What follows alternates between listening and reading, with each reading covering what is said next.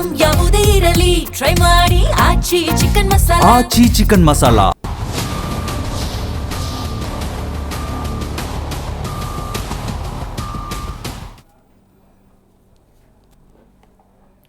ನಮಸ್ಕಾರ. ಮೆಗಾ ಸುದ್ದಿ ವಿಶೇಷ ಕಾರ್ಯಕ್ರಮಕ್ಕೆ ಸ್ವಾಗತ. ನಾನು ಸಿಂಚನಾ. ಚಿನ್ನ ಮತ್ತು ಬೆಳ್ಳಿ ಆಭರಣ ಪ್ರಿಯರಿಗೆ ಗುಡ್ ನ್ಯೂಸ್ ಇದೆ. ಯುದ್ಧದ ಎಫೆಕ್ಟ್ನಿಂದ ಚಿನ್ನಾಭರಣ ದರದಲ್ಲಿ ಭಾರೀ ಇಳಿಕೆಯಾಗಿದೆ. 22 ಕ್ಯಾರೆಟ್ನ 1 ಗ್ರಾಂ ಚಿನ್ನದ ಬೆಲೆ 12,865 ರೂಪಾಯಿ ಆಗಿದೆ. ಈ ಬೆಲೆ ಇಳಿಕೆ ತಾತ್ಕಾಲಿಕನ? ಹೂಡಿಕೆ ಮಾಡೋರಿಗೆ ಇದು ಬೆಸ್ಟ್ ಟೈಮಾ? ಆಭರಣ ತಗೊಳ್ಳೋದು ಬೆಸ್ಟ್ ಆರ್ ಗೋಲ್ಡ್ ಬಿಸ್ಕೆಟ್ಸ್ ಮೇಲೆ ಇನ್ವೆಸ್ಟ್ ಮಾಡೋದು ಬೆಸ್ಟ್? ಇದೆಲ್ಲದರ ಬಗ್ಗೆ ಇವತ್ತು ಮಾತಾಡೋಣ. ಇದೇ ಹೊತ್ತಿನ ವಿಶೇಷ. ಕುಸಿದ ಚಿನ್ನ ತಾತ್ಕಾಲಿಕನ?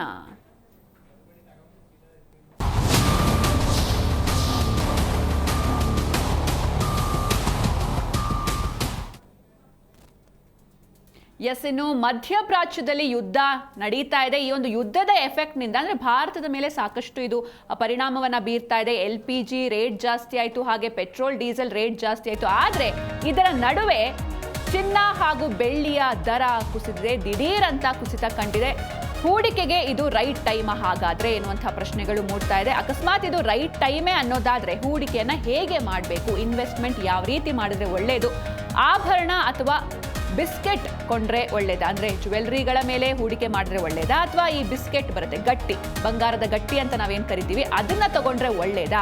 ಕೇವಲ 80,000ಕ್ಕೆ ಕುಸಿಯುತ್ತಾ ಬಂಗಾರ ಎನ್ನುವಂಥ ಪ್ರಶ್ನೆ. ಯಾಕಂದ್ರೆ ನಾವು ಈ ಹಿಂದೆ ನೋಡಿದಾಗ 1,92,000 ತನಕ ಹೋಗಿತ್ತು. ಇನ್ನೇನು 2 ಲಕ್ಷ ಗಡಿ ದಾಟುತ್ತೆ ಅನ್ನುವಂಥ ಅಂದಾಜಿತ್ತು. ಆದ್ರೆ ಇದೀಗ 1,29,000 ಹತ್ರ ಬರ್ತಾ ಇದೆ. ಹೀಗಾಗಿ ಇನ್ನೂ ಕಡಿಮೆ ಆಗುತ್ತಾ? 80,000ಕ್ಕೆ ಕುಸಿಯುತ್ತಾ ಬಂಗಾರ ಎನ್ನುವಂಥ ಪ್ರಶ್ನೆಗಳು ಮೂಡ್ತಾ ಇದೆ. ಬಂಗಾರದ ಬೆಲೆ ಇಳಿಕೆಯಾಗಿದೆ. ಹೀಗಾಗಿ ಮಹಿಳೆಯರಲ್ಲಿ, ಅಥವಾ ಕೇವಲ ಮಹಿಳೆಯರು ಮಾತ್ರ ಅಲ್ಲ, ಯಾರೆಲ್ಲ ಆಭರಣ ಪ್ರಿಯರಿದ್ದಾರೆ ಅವರೆಲ್ಲರಿಗೂ ಒಂದು ರೀತಿ ಗುಡ್ ನ್ಯೂಸ್ ಇದು. LPG ಹಾಗೂ ತೈಲ ಬೆಲೆಯಲ್ಲಿ ಏರಿಕೆ ಆಗ್ತಾ ಇದೆ, ಆದರೆ ಗೋಲ್ಡ್ ರೇಟ್ ಮಾತ್ರ ಇಳಿಕೆ ಕಂಡಿದೆ. ಕಳೆದ 1 ವಾರದಿಂದ ಗುಡ್ ನ್ಯೂಸ್ ಇದು. ಚಿನ್ನ ಖರೀದಿಗೆ ಮತ್ತೆ ಸುವರ್ಣ ಅವಕಾಶ ಬಂದಿದೆ. ಚಿನ್ನ ದರ ಇಳಿಕೆಯಾಗಿದೆ. ಹೀಗಾಗಿ ಗ್ರಾಹಕರಿಗೆ ಜಾಕ್ಪಾಟ್ ಇದು. 22 ಕ್ಯಾರೆಟ್ನ 1 ಗ್ರಾಂ ಚಿನ್ನ 12,865 ರೂಪಾಯಿ ಸದ್ಯ ಇರುವಂತಹ ಗೋಲ್ಡ್ ಪ್ರೈಸ್ ಇದು. ಹೀಗಾಗಿ ಯುಗಾದಿ ಹಬ್ಬಕ್ಕೆ ಒಂದು ರೀತಿ ಗಿಫ್ಟ್ ಅಂತ ಹೇಳ್ಬೋದು. ಅದು ಕೂಡ ಈಗ ಮಾರ್ಚ್, ಏಪ್ರಿಲ್, ಮೇ ಅಂದ್ರೆ ಮದುವೆ ಸೀಸನ್ ಇದು, ಅಂದ್ರೆ ಮದುವೆ ಪೀಕ್ ಸೀಸನ್. ಹೀಗಾಗಿ ಎಲ್ಲರೂ ಕೂಡ ಅಂದ್ರೆ ಮದುವೆ ಅಂದಮೇಲೆ ಒಂದು ಮಾಂಗಲ್ಯ ಚೈನ್ ಆದ್ರೂ ನಾವು ತಗೊಂಡ್ಲೇಬೇಕಾಗುತ್ತೆ. ಎಂಥ ಬಡವರೇ ಇದ್ರೂ ಕೂಡ ಮಂಗಳಸೂತ್ರವನ್ನ ಖರೀದಿ ಮಾಡಲೇಬೇಕು. ಹೀಗಾಗಿ ಇದು ಒಂದು ಒಳ್ಳೆ ರೈಟ್ ಟೈಮ್. ಈ ಟೈಮಲ್ಲಿ ಚಿನ್ನ ಹಾಗೂ ಬೆಳ್ಳಿಯ ದರ ಕಡಿಮೆ ಆಗಿದೆ. ಹಾಗೆ ಇನ್ನೇನು ಮೇಯಲ್ಲಿ ಅಕ್ಷಯ ತೃತೀಯ ಇದೆ, ಬಸವ ಜಯಂತಿ ಇದೆ. ಹೀಗಾಗಿ ಈ ಟೈಮ್ನಲ್ಲಿ ಚಿನ್ನವನ್ನ ಪರ್ಚೇಸ್ ಮಾಡೋದಕ್ಕೆ ಸಾಕಷ್ಟು ಜನ ಹೋಗ್ತಾರೆ. ಶುಭ ಸಮಯ ಅಂತ. ಈ ಟೈಮ್ನಲ್ಲೇ ಈ ರೀತಿ ಬೆಲೆ ಕೂಡ ಕಡಿಮೆ ಆಗಿದೆ. ಇನ್ನಷ್ಟು ಕಡಿಮೆ ಆಗುತ್ತಾ ಬೆಲೆ ಅಂದರೆ ಒಂದು 80,000ಕ್ಕೆ ಕುಸಿಬಹುದು ಅನ್ನುವಂಥ ಒಂದು ವಿಚಾರ ಇದೆ. ಅಂದರೆ ಈಗ 1,29,000 ಇದೆ, ಅದು 80,000ಕ್ಕೆ ಬರಬಹುದು ಎನ್ನುವಂಥ ಒಂದಿಷ್ಟು ವಿಚಾರಗಳು ಓಡಾಡ್ತಾ ಇದೆ. ಇದು ಸತ್ಯನಾ ಅಥವಾ ಇದು ತಾತ್ಕಾಲಿಕನ? ಮತ್ತೆ ರೇಸ್ ಆಗುತ್ತಾ, ಕಮ್ಮಿ ಆಗುತ್ತಾ? ಎಲ್ಲವನ್ನ ಕೂಡ ಕಾದು ನೋಡಬೇಕಿದೆ.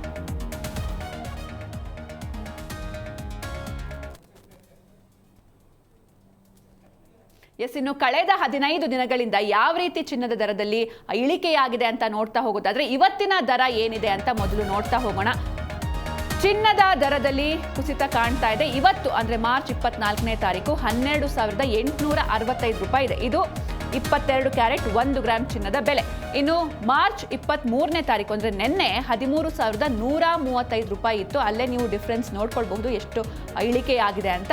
ಇನ್ನು ಮೊನ್ನೆ ನೋಡ್ತಾ ಹೋಗೋದಾದ್ರೆ ಮಾರ್ಚ್ 22ನೇ ತಾರೀಕು 13,380 ರೂಪಾಯಿ ಇತ್ತು. ಈ ರೀತಿ ಅಂದ್ರೆ ಕಳೆದ 15 ದಿನದ ಒಂದು ಸ್ಟ್ಯಾಟಿಸ್ಟಿಕ್ಸ್ ಇದು. ಇನ್ನು ಮಾರ್ಚ್ 21ನೇ ತಾರೀಕು ನೋಡೋದಾದ್ರೆ 13,380 ಅಂದ್ರೆ ಸೇಮ್ ಇತ್ತು. 21 ಹಾಗೂ 22ನೇ ತಾರೀಕು ಸೇಮ್ ಇತ್ತು. 13,380 ರೂಪಾಯಿ ಇತ್ತು. ಹಾಗೆ ಮಾರ್ಚ್ 20ನೇ ತಾರೀಕು ನೋಡೋದಾದ್ರೆ 13,655 ರೂಪಾಯಿ ಇತ್ತು ಚಿನ್ನದ ಬೆಲೆ. ಜೊತೆಗೆ ಇನ್ನು ಹಿಂದೆ ಹೋಗೋದಾದ್ರೆ ಮಾರ್ಚ್ 19ನೇ ತಾರೀಕು 13,775 ರೂಪಾಯಿ ಇತ್ತು. ಅಲ್ಲಿಗೂ ಇಲ್ಲಿಗೂ ಸಾಕಷ್ಟು ಡಿಫ್ರೆನ್ಸ್ ಇದೆ. 1,000 ಡಿಫ್ರೆನ್ಸ್ ಆಗಿದೆ ಆಲ್ರೆಡಿ. ಇನ್ನು ಮಾರ್ಚ್ 18ನೇ ತಾರೀಕು ನೋಡ್ತಾ ಹೋಗೋದಾದ್ರೆ 14,430 ರೂಪಾಯಿ ಇತ್ತು ಚಿನ್ನದ ಬೆಲೆ. ಅಂದ್ರೆ 22 ಕ್ಯಾರೆಟ್ 1 ಗ್ರಾಂ ಚಿನ್ನದ ಬೆಲೆ ಮಾರ್ಚ್ 19ನೇ ತಾರೀಕು 13,775 ಇತ್ತು. ಮಾರ್ಚ್ 18ನೇ ತಾರೀಕು 14,430 ಇತ್ತು. ಇನ್ನು ಮಾರ್ಚ್ 17ನೇ ತಾರೀಕು 14,490 ರೂಪಾಯಿ ಇತ್ತು. ಹಾಗೆ ಮಾರ್ಚ್ 16ನೇ ತಾರೀಕು 14,430 ರೂಪಾಯಿ ಇತ್ತು. ಜೊತೆಗೆ ಮಾರ್ಚ್ 15ನೇ ತಾರೀಕು 14,635 ರೂಪಾಯಿ ಇತ್ತು. ಅಂದರೆ ಈಗ ಮಾರ್ಚ್ 15ರಿಂದ ಮಾರ್ಚ್ 24ರವರೆಗೆ ನೋಡೋದಾದ್ರೆ ಹತ್ರ 2,000 ರೂಪಾಯಿ ಕಡಿಮೆ ಆಗಿದೆ.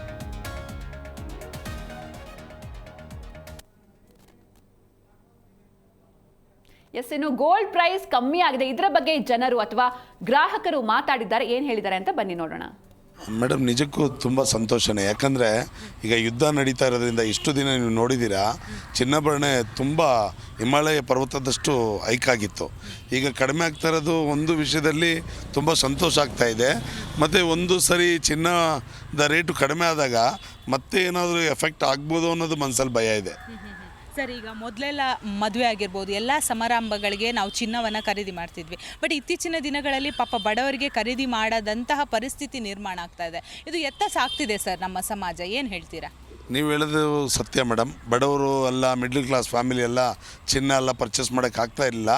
ಇತ್ತೀಚಿನ ದಿನಗಳಲ್ಲಿ ಈ ರೇಟು ಈಗ ನೋಡಿ, ನೆನ್ನೆ 12,500 ಇತ್ತು, ಇವತ್ತು 12,000, ಮತ್ತು ನಾಳೆ ಇನ್ನೂ ಕಡಿಮೆ ಆಗ್ಬೋದು.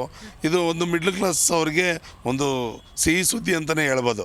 ಅವರು ಮದುವೆ ಸಮಾರಂಭ ಅದು ಇದು ಇಟ್ಕೊಂಡಿರ್ತಾರೆ, ಒಂದು ಖುಷಿಯಾದ ಸಂದರ್ಭನೇ ಅವ್ರಿಗೆ. ಬಟ್ ನೋಡೋಣ ಮೇಡಮ್, ಇನ್ನು ಮುಂದಿನ ದಿನಗಳಲ್ಲಿ ಯಾವ ರೀತಿ ಕಡಿಮೆ ಆಗುತ್ತೆ ನೋಡಿಕೊಂಡು ನಾವು ವೆಯ್ಟ್ ಮಾಡಬೇಕಾಗತ್ತೆ. ಸರ್, ಈಗ ಪೆಟ್ರೋಲ್, ಡೀಸೆಲ್, ಬೇರೆ ಆಹಾರ ಪದಾರ್ಥಗಳು ಎಲ್ಲವೂ ಕೂಡ ಜಾಸ್ತಿ ಆಗ್ತಿದೆ. ಸೊ ನಮ್ಮ ಸಮಾಜದಲ್ಲಿ ನಾವು ಬದುಕುವ ಪರಿಸ್ಥಿತಿ ಬಹಳಷ್ಟು ಕಷ್ಟಕರ ಆಗ್ತಾ ಇದೆ. ಸೊ ಜನಸಾಮಾನ್ಯರಾಗಿ ನೀವೇನು ಹೇಳ್ತೀರಾ? ಮೇಡಮ್, ಇದರಲ್ಲಿ ಒಂದೇ ವಿಷಯ ಹೇಳೋಕ್ಕೆ ಇಷ್ಟಪಡ್ತೀನಿ. ಈಗ ತುಂಬ ಆಲ್ರೆಡಿ ಸಂಪಾದನೆ ಮಾಡಿ ಇಟ್ಟಿರೋರು ಹ್ಯಾಪಿಯಾಗಿದ್ದಾರೆ, ಅವತ್ತು ಸಂಪಾದನೆ ಮಾಡಿ ಅವತ್ತು ತಿನ್ನೋರು ಹ್ಯಾಪಿಯಾಗಿದ್ದಾರೆ. ಇದರಲ್ಲಿ ಮಿಡ್ಲ್ ಕ್ಲಾಸ್ ಇದ್ದಾರಲ್ಲ, ಇವ್ರಿಗೆ ತುಂಬ ಕಷ್ಟ. ತೀರಾ ಆ ಲೆವೆಲ್ಗೂ ಹೋಗೋಕ್ಕಾಗಲ್ಲ. ಆ ಲೆವೆಲ್ಗೆ ಹೋಗ್ಬಿಟ್ಟು ಡೈಲಿ ಸಂಪಾದನೆ ಮಾಡಿ ತಿನ್ನೋಕ್ಕೂ ಆಗಲ್ಲ, ಅವರು ಐಕ್ಗೂ ಹೋಗೋಕ್ಕಾಗಲ್ಲ. ಸಂಪಾದನೆ ಆಲ್ರೆಡಿ ಮಾಡಿಟ್ಟಿಲ್ಲ, ಅಲ್ಲೂ ಹೋಗೋಕ್ಕಾಗಲ್ಲ.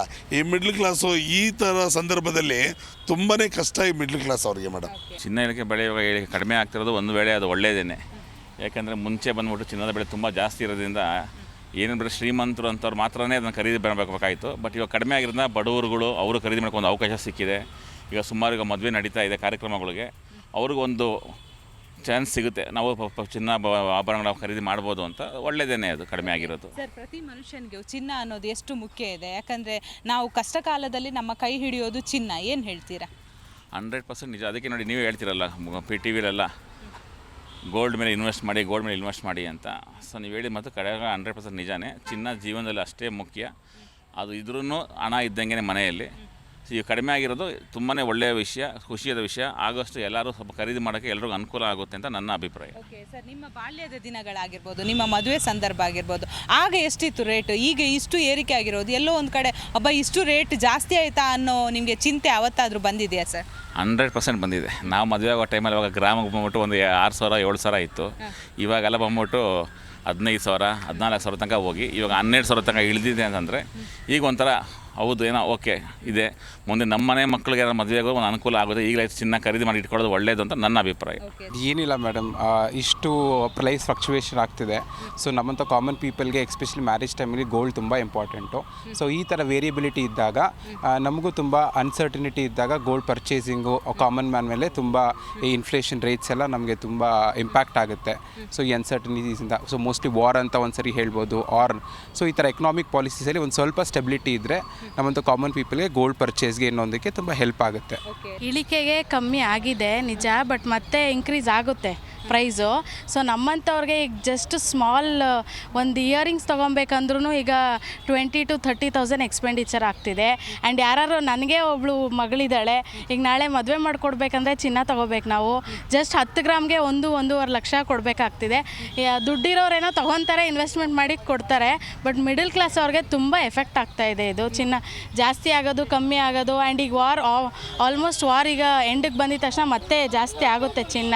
ಅದೊಂದು ತುಂಬ ಪ್ರಾಬ್ಲಮ್. ಏನಾದ್ರು ಆಸೆಗೆ ತೊಗೊಬೇಕು ಅಂದರೂ ತೊಗೊಳ್ಳೋ ಸ್ಥಿತಿಯಲ್ಲಿ ಇಲ್ಲ, ಈಗ ಅಷ್ಟು ರೇಟ್ ಆಗಿಬಿಟ್ಟಿದೆ. ಓಕೆ, ನಿಮ್ಮ ಫ್ಯಾಮಿಲಿ ಕೂಡ ಮದುವೆ ಆಗ್ತಾ ಇದೆ. ಸೊ ಮದುವೆಗೆ ನೀವು ಹೇಗೆ ಚಿನ್ನಾಭರಣ ಖರೀದಿ ಮಾಡಿದರೆ ಇದು ನಿಮ್ಮ ಫ್ಯಾಮಿಲಿಗೆ ಎಷ್ಟು ಬರ್ಡನ್ ಅಂತ ಅನಿಸ್ತಾ ಇದೆ? ಆ್ಯಕ್ಚುಲಿ ಬರ್ಡನ್ನೇ. ನಾವು ಗೋಲ್ಡ್ ಏನಾದ್ರು ಗಿಫ್ಟ್ ಮಾಡಬೇಕಂತ ಅಂದ್ಕೊಂಡಿದ್ವಿ. ಈ ಪ್ರೈಸಸ್ ನೋಡ್ಬಿಟ್ಟು ಗೋಲ್ಡ್ನ ಬಿಟ್ಟು ಬೇರೆ ಶಿಫ್ಟಾಗಿ ಬೇರೆ ಗಿಫ್ಟ್ ಕೊಡೋಣ ಅಂತ ಅಂದ್ಕೊಂಡಿದ್ದೀವಿ. ತುಂಬ ಎಫೆಕ್ಟ್ ಆಗ್ತಾ ಇದೆ ನಮಗೆ. ಗೋಲ್ಡ್ ಪ್ರೈಸ್ ಏನಾದ್ರು ಕಮ್ಮಿ ಇದ್ದರೆ ಇನ್ನೂ ಜಾಸ್ತಿ ಏನಾರು ಹಾಕ್ತಾ ಇದ್ವಿ. ಪ್ರೈಸ್ ಜಾಸ್ತಿ ಇದೆಯಲ್ಲ, ಸೊ ಆಪ್ಷನ್ ಇಲ್ಲ, ಎಷ್ಟು ಬೇಕೋ ಅಷ್ಟೇ ಹಾಕೋದು. ಬಟ್ ತುಂಬ ಪ್ರೈಸಸ್ ಆಗ್ತಿದೆ. ಆ್ಯಂಡ್ ಇನ್ನೊಂದು ಏನಾಗ್ತಿದೆ ಅಂದರೆ ಗೋಲ್ಡಿಗೆ ಎಲ್ಲರೂ ನಾವು ಫಾರ್ ಎಕ್ಸಾಂಪಲ್ ಅಡ ಇಟ್ಟರೂ ಕೂಡ ಅಲ್ಲೂ ಫ್ರಾಡ್ ನಡೀತಾ ಇದೆ. ಸೊ ಅದು ಒಂದು ಬರ್ಡನ್ ಆಗಿಬಿಟ್ಟಿದೆ. ಈಗ ನಾವು ಪರ್ಚೇಸ್ ಅವಾಗ ತೊಗೊಂಡಿರೋದು ಮದುವೆಗೆ ಎಲ್ಲರೂ ಇಡಬೇಕು ಅಂದರೆ ಈ ಕೆನರಾ ಬ್ಯಾಂಕು SBI ಎಲ್ಲ ಆಗಿದೆಯಲ್ಲ ಪ್ರಾಬ್ಲಮ್ಸು ಫ್ರಾಡ್ಸು, ಅದು ಸ್ವಲ್ಪ ಭಯ ಆಗಿಬಿಟ್ಟಿದೆ ಇಡೋದಕ್ಕೆ. ಸೊ ಆಲ್ಮೋಸ್ಟ್ ಮಿಡಲ್ ಕ್ಲಾಸ್ಗೆ ತುಂಬ ಎಫೆಕ್ಟ್ ಆಗ್ತಾ ಇದೆ. ಇಳಿಕೆಗೆ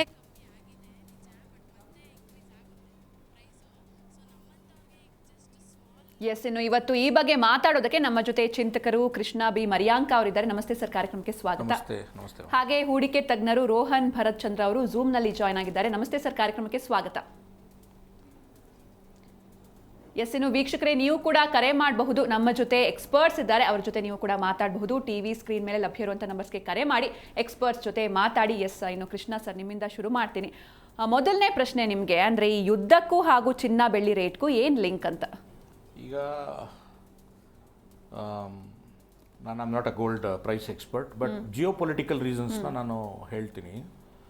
ಈಗ ಒಂದು ಯುದ್ಧ ಅಂತ ಅಂದಮೇಲೆ ಯುದ್ಧದಲ್ಲಿ ಇಮಿಡಿಯೇಟಾಗಿ ನಿಮಗೆ ಆಯಿಲ್ ಪ್ರೈಸು ಬೇರೆ ಬೇರೆ ಪ್ರೈಸ್ಗಳು ಇನ್ಕ್ರೀಸ್ ಆಗ್ತದೆ. ಫಸ್ಟು ಆಯಿಲ್ ಪ್ರೈಸ್ ಇನ್ಫ್ಲೇಷನ್ ಸ್ವಲ್ಪ ಮೇಲ್ಗಡೆ ಹೋದಾಗ ಕಾಸ್ಟು ಇಮಿಡಿಯೇಟಾಗಿ ನಿಮಗೆ ಡಾಲರ್ ಸ್ಟ್ರೆಂಥನ್ ಆಗುತ್ತೆ, ಡಾಲರ್ ಕಾಸ್ಟು ಮೇಲ್ಗಡೆ ಆಗ್ತದೆ.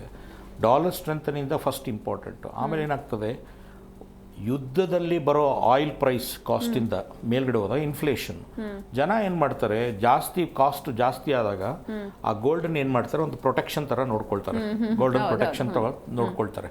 ಯಾಕೆಂದರೆ ಪ್ರೈಸ್ ಹೆಂಗಿದ್ರು ಕಡಿಮೆ ಆಗ್ತಾ ಇದೆ. ಪ್ರೈಸ್ ಕಡಿಮೆ ಆದಾಗ ಯಾರು ಮಾರಕ್ಕೆ ಹೋಗಲ್ಲ. ಮಾರಕ್ಕೆ ಹೋಗದಿರೋದ್ರಿಂದ ಬ್ಯಾಂಕಲ್ಲಿ ಕೂಡ ನೀವು ಗೋಲ್ಡ್ ಇಟ್ಟಿರೋದು ಇಂಟ್ರೆಸ್ಟ್ ರೇಟು ಕಡಿಮೆ ಆಗ್ತಾ ಹೋಗ್ತದೆ. ಸೊ ಒಂದು ಪ್ರೊಟೆಕ್ಷನ್ ಥರ ನೋಡ್ತಾರೆ. ಅದು ಒಂದು ಡೈರೆಕ್ಟ್ ಲಿಂಕ್. ಇನ್ಫ್ಲೇಷನ್ ಮೇಲೆ ಹೋದಾಗ gold price, that is one of the reasons why gold prices will fall because the oil price is going and the inflation. ಇನ್ನೊಂದೇನಂದರೆ ಡಾಲರ್ ಸ್ಟ್ರೆಂಥನ್, ಡಾಲರ್ ಎಷ್ಟು ಜಾಸ್ತಿ ಆಗ್ತದೆ ಅಷ್ಟು ನಿಮಗೆ ಗೋಲ್ಡ್ ಪ್ರೈಸಸ್ ಕಡಿಮೆ ಆಗ್ತದೆ. ಅದು ಒಂದು ಮೇನ್ ರೀಸನ್ ಅಂತ ಹೇಳ್ಬೋದು. ಓಕೆ, ಇನ್ನು ರೋಹನ್ ಸರ್, ನಿಮಗೂ ಅದೇ ಕ್ವೆಶ್ಚನ್. ಅಂದರೆ ಈ ಯುದ್ಧಕ್ಕೂ ಹಾಗೆ ಈ ಚಿನ್ನ ಬೆಳ್ಳಿ ರೇಟ್ಗೂ ಏನು ಡಿಫ್ರೆನ್ಸ್ ಅಂತ ನಿಮ್ಮ ವರ್ಜನ್ ಆನ್ಸರ್ ಏನು? ನೋಡಿ, ಈ ಒಂದು ಟೈಮಲ್ಲಿ ಯೂಶಲಿ ಏನು ಹೇಳ್ತೀವಿ ನಾವು ಅಂದರೆ, ಸಾಮಾನ್ಯವಾಗಿ ಯುದ್ಧ ಅಥವಾ ಏನಾದರೂ ಒಂದು ಅನ್ಸರ್ಟೆಂಟಿ ಅಂತ ಇದೆ ನಮ್ಮ ವರ್ಲ್ಡಲ್ಲಿ ಅಂದರೆ ಅನ್ಸರ್ಟೆಂಟಿ ಇದ್ದರೆ ಅವಾಗ ನ್ಯಾಚುರಲಿ ಗೋಲ್ಡ್ ಪ್ರೈಸ್ ಜಾಸ್ತಿ ಆಗಬೇಕು. ಯಾಕಂದರೆ ಸ್ಟಾಕ್ ಮಾರ್ಕೆಟು ಅಥವಾ ಬೇರೆ ಇನ್ವೆಸ್ಟ್ಮೆಂಟ್ಸ್ ಅಲ್ಲಿ ಈ ದೊಡ್ಡ ಇನ್ಸ್ಟಿಟ್ಯೂಷನ್ಸ್ ಅದೇ ದುಡ್ಡನ್ನು ಸೇಲ್ ಮಾಡಿ ಇಲ್ಲಿ ಗೋಲ್ಡಿಗೆ ಬರ್ತಾರಂತ. ಈ ಸತಿ ಏನಾಗಿದೆ, ಲಾಸ್ಟ್ ಒಂದು ವರ್ಷದ ಡೇಟಾ ನೋಡಿದರೆ ಗೋಲ್ಡ್ ಆಲ್ರೆಡಿ 60% ಬೆಲೆ ಹೋಗ್ಬಿಟ್ಟಿದೆ. ಸಿಲ್ವರು ಬೆಳ್ಳಿ ಒಂದು 130% ಏನೋ ಜಾಸ್ತಿ ಆಗಿದೆ. ಆವಾಗ ಗೋಲ್ಡ್ಗೆ ಮೇಲೆ ಹೋಗೋ ಸ್ಕೋಪ್ ಸ್ವಲ್ಪ ಕಮ್ಮಿ ಆಯಿತು, ಯಾಕಂದ್ರೆ ಆಲ್ರೆಡಿ ತುಂಬ ಜಾಸ್ತಿ ಆಗಿಬಿಟ್ಟಿದೆ. ಆವಾಗ ಈಗ ಈ ಏನು ಕರೆಕ್ಷನ್ ಅಂತ ಕರಿತೀವಿ ಅಥವಾ ಏನು ಗೋಲ್ಡ್ ಪ್ರೈಸ್ ಬಿದ್ದಿದೆ, ಅದು ಮೇನ್ಲಿ ಬಿಕಾಸ್ ಒನ್ ರೀಸನ್ ಏನಿದೆ ಅಂದರೆ US ಟ್ರೆಜರಿ ಬಿಲ್ಸ್ ಅಂತ ಬರುತ್ತೆ, ಅಂದರೆ US ಗವರ್ಮೆಂಟ್ ಬಾಂಡ್. ಆ ಗವರ್ಮೆಂಟ್ ಬಾಂಡ್ ಇಂಟ್ರೆಸ್ಟ್ ರೇಟ್ ಈಗ ಸದ್ಯಕ್ಕೆ ಈಲ್ಡ್ ಅಂತ ಏನು ಕರಿತೀವಿ, ಅದರಿಂದ ಏನು ಇಂಟ್ರೆಸ್ಟ್ ಬರುತ್ತೆ 4.5% ಏನೋ ಇದೆ. ಆವಾಗ ಈ ದೊಡ್ಡ ಇನ್ಸ್ಟಿಟ್ಯೂಷನ್ಸ್ ಏನ್ ಅನ್ಸುತ್ತೆ, ನಮಗೆ ರಿಸ್ಕ್ ಇಲ್ಲದೆ ಗವರ್ಮೆಂಟ್ ಬಾಂಡಲ್ಲಿ ಹಾಕುವಾಗಲೇ ನನಗೆ 4.5% ಬರುವಾಗ ನಾನು ಯಾಕೆ ಗೋಲ್ಡಲ್ಲಿ ಹಾಕಬೇಕು, ಯಾಕೆ ಸ್ಟಾಕ್ ಮಾರ್ಕೆಟ್ ಹಾಕಬೇಕು? ಈ ಯುದ್ಧ ಯಾವಾಗ ಮುಗೀತದ ಗೊತ್ತಿಲ್ಲ, ಯುದ್ಧದ್ದು ಏನು ಫ್ಯೂಚರ್ ಅಂತ ಗೊತ್ತಿಲ್ಲ. ಸೊ ನಾನು ಸದ್ಯಕ್ಕೆ ಈ ಗವರ್ಮೆಂಟ್ ಬಾಂಡಲ್ಲಿ ಹಾಕ್ತೀನಿ. ಯಾವಾಗ ಸ್ವಲ್ಪ ಕ್ಲಾರಿಟಿ ಸಿಗುತ್ತೆ ಆವಾಗ ನಾನು ಆ ಬಾಂಡ್ ಅದೆಲ್ಲ ಮಾರ್ಕೊಂಡು ಮತ್ತೆ ಬೇರೆ ಇನ್ವೆಸ್ಟ್ಮೆಂಟ್ಸ್, ಗೋಲ್ಡು, ಸ್ಟಾಕ್ ಮಾರ್ಕೆಟ್ ಏನಿದೆ ಅದಕ್ಕೆ ವಾಪಸ್ ಬರ್ತೀನಿ ಅಂತ. ಸೊ ಈ ಒಂದು ಸಂದರ್ಭದಲ್ಲಿ ಆಕ್ಚುಲಿ ಗೋಲ್ಡ್ ಮೇಲೆ ಹೋಗ್ಬೇಕಿತ್ತು, ನಾರ್ಮಲ್ ಆಗಿ ಎಕ್ಸ್ಪೆಕ್ಟ್ ಮಾಡ್ತಿದ್ರು ಜನರು, ಆದ್ರೆ ಈ ಸತಿ ಮಾತ್ರ ಸ್ವಲ್ಪ ಬೇರೆ ತರ ಟ್ರೇಡ್ ಆಗ್ತಾ ಇದೆ. ಆಮೇಲೆ ಇದು ಪ್ರೈಸ್ ಕೂಡ ಇದು ಒಂದು ಸ್ವಲ್ಪ ಟೆಂಪ್ರರಿ ಅಂತ ನಾನು ಹೇಳ್ತಾ ಇರೋದು. ಅವ್ರು ಹೇಳಿದ್ದು ಕರೆಕ್ಟ್, ಗೋಲ್ಡ್ ಪ್ರೈಸಸ್ ಮೇಲೆ ಹೋಗ್ಬೇಕು, ಬಟ್ ಅದು ಲಾಂಗ್ ಟರ್ಮ್ ಹೋಗುತ್ತೆ. ಟೆಂಪ್ರರಿಲಿ ಒಂದು ಫಾಲ್ ಇರುತ್ತೆ, ಯಾಕೆಂದರೆ ಪೀಪಲ್ ಮೂವ್ ಗೋಲ್ಡ್ ಪ್ರೊಟೆಕ್ಟ್ ಮಾಡೋಕ್ಕೆ ಶುರು ಮಾಡ್ತಾರೆ. ಬೇರೆ ಎಲ್ಲ ಕಾಸ್ಟ್ಲಿ ಆದಾಗ ಗೋಲ್ಡ್ ಪ್ರೈಸ್ ಅದ್ರ ವ್ಯಾಲ್ಯೂ ಕಡಿಮೆ ಆಗ್ಬಿಡ್ತದೆ ಅಲ್ಲ, ಎಲ್ಲ ಕಾಸ್ಟು ಇದಾದಾಗ ಗೋಲ್ಡ್ ಪ್ರೈಸು ಅದ್ರ ವ್ಯಾಲ್ಯೂ ಕಡಿಮೆ, ಬಿಕಾಸ್ ಅದನ್ನು ಲಿಕ್ವಿಡೇಟ್ ಮಾಡೋಕ್ಕಾಗಲ್ಲ, ಯಾವಾಗ ಬೀಳ್ತದೆ ಅದನ್ನು. ಲಿಕ್ವಿಡೇಟ್ ಮಾಡೋಕ್ಕಾಗದಿರೋ ಕಾರಣದಿಂದ gold panic buying, panic selling ಎರಡೂ ಸಾಧ್ಯ ಇರ್ತದೆ. ಅದಕ್ಕೋಸ್ಕರ ಇಟ್ಸ್ ಅ ಟೆಂಪ್ರರಿ ಫಿನಾಮಿನಾ ಅಂತ ನಾನು ಹೇಳ್ಬೋದು. It depends again what he said, how long the war, ಎಷ್ಟು ದೂರ ಯುದ್ಧ ಆಗುತ್ತೆ ಅನ್ನೋದ್ರ ಮೇಲೆ ಅಳವಡಿಸಿರುತ್ತೆ. ಸರ್, ಈಗ ಇನ್ನೊಂದು ಕಡೆ ಈಗ ಅಮೆರಿಕ ಏನು ಪ್ಲಾನ್ ಮಾಡುತ್ತೆ ಅಂತ ಗೆಸ್ ಮಾಡೋಕ್ಕೂ ಆಗಲ್ಲ. ಈಗ ಒಂದು 5 ದಿನ ಸೀಸ್ ಫೈರ್ ಅಂತ ಹೇಳಿದ್ದಾರೆ. ಈ 5 ದಿನ ಪೀರಿಯಡ್ ಏನಿದೆ, ಇದು ಅವರ ಪ್ಲಾನಿಂಗ್ ಪೀರಿಯಡಾ ಹೇಗೆ ಅಂತ? ಅಗೇನ್ ನಾನು ಹೇಳೋದೆಲ್ಲ ರೀಸನ್ಸ್ ಆರ್ ಜಿಯೋ ಪೊಲಿಟಿಕಲ್. ಇದೇನು ಗೋಲ್ಡ್ಗೂ ಅವ್ರಿಗೂ ಸಂಬಂಧ ಇರೋಲ್ಲ. ಆದರೆ ನನ್ನ ಕೇಳಿದ್ರೆ ಈಗ ಇರಾನ್ ಕೂಡ ಸರಿಯಾಗಿ ಫೈಟ್ ಕೊಟ್ಟಿರೋದ್ರಿಂದ ಅವರ ಆಲೈಸು ಅವ್ರ ಫ್ರೆಂಡ್ಸು ಅವರೆಲ್ಲ ಜೊತೆಗೆ ಸೇರಿ ಫೈಟ್ ಕೊಟ್ಟಿರೋದ್ರಿಂದ ಕೆಲವು ಟೈಮ್ನಲ್ಲಿ ವಾರ್ನಲ್ಲಿ ಸೀಸ್ ಫೈರ್ ಏನಕ್ಕೆ ಮಾಡ್ತಾರೆ ಅಂತಂದರೆ ಅವ್ರು ಏನು ಅಂದ್ಕೊಂಡಿದ್ರು ಒಂದು ಆಬ್ಜೆಕ್ಟಿವ್ಸು ಅದನ್ನು ಕರೆಕ್ಟಾಗಿ ಅದು ಅಚೀವ್ ಆಯ್ತಾ ಅಂತ ಒಂದು ಇವ್ಯಾಲ್ಯೂಯೇಟ್ ಮಾಡ್ಕೊಳ್ತಾರೆ. ಇಲ್ಲಾಂದರೆ ಅದೊಂದು ಪೀರಿಯಡ್ ಬೇಕದು.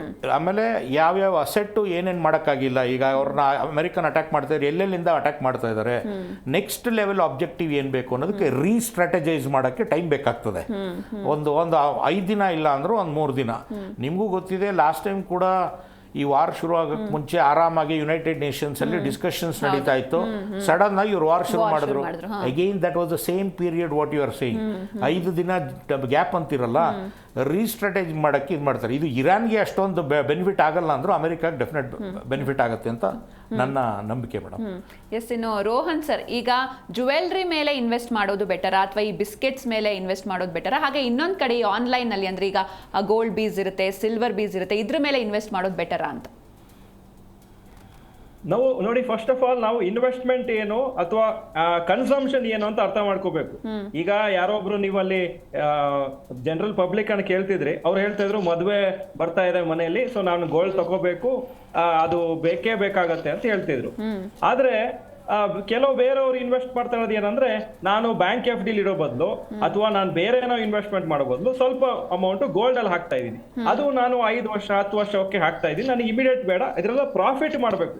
ಇದೇನು ನನಗೆ ಜುವೆಲ್ರಿ ಮಾಡೋದಕ್ಕೆ ನೆಸೆಸಿಟಿ ಅಲ್ಲ, ಇದರಿಂದ ಪ್ರಾಫಿಟ್ ಮಾಡೋದಕ್ಕೆ ಇನ್ವೆಸ್ಟ್ಮೆಂಟ್ ಮಾತ್ರ ನೋಡ್ತೀನಿ. ಅಂದ್ರೆ ಸಿಂಪ್ಲೆಸ್ಟ್ ಇನ್ವೆಸ್ಟ್ಮೆಂಟು, ಈಗ ಎಲ್ಲರೂ ಆನ್ಲೈನ್ ಕಂಫರ್ಟಬಲ್ ಆಗಿದ್ದೀವಿ. ಏನಂದ್ರೆ ನೀವು ಹೇಳ್ದಾಗೆ ಗೋಲ್ಡ್ ಬೀಸ್ ಅಥವಾ ಗೋಲ್ಡ್ ETF ಅಂತ ಬರುತ್ತೆ, ಎಕ್ಸ್ಚೇಂಜ್ ಟ್ರೇಡೆಡ್ ಫಂಡ್ ಅಂತ, ಅಥವಾ ಗೋಲ್ಡ್ ಮ್ಯೂಚುವಲ್ ಫಂಡ್ ಅಂತ ಬರುತ್ತೆ.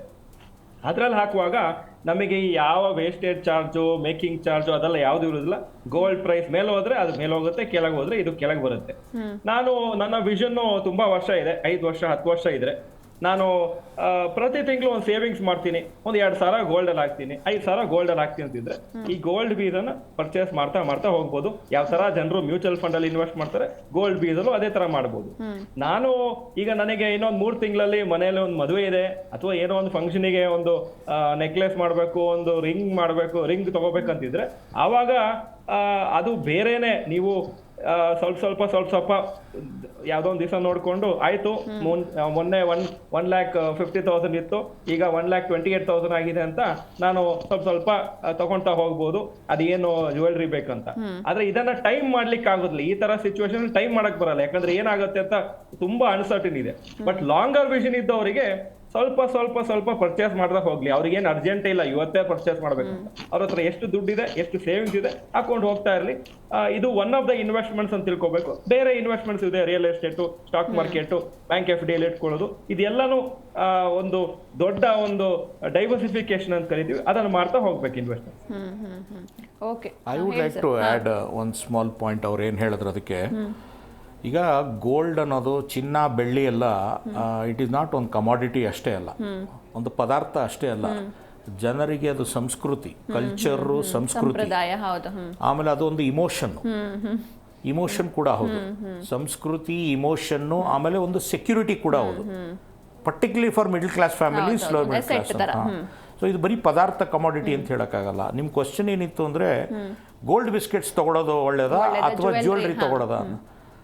ಇನ್ವೆಸ್ಟ್ಮೆಂಟ್ ಪರ್ಪಸ್ಗಾದರೆ gold biscuits are the best. ಯಾಕೆಂದರೆ ಬಿಸ್ಕೆಟ್ ತೊಗೊಳ್ತೀರಾ, ಅದಕ್ಕೆ ಮೇಕಿಂಗ್ ಚಾರ್ಜಸ್ ಇರಲ್ಲ, ಸ್ಟೋರ್ ಮಾಡ್ಬೋದು.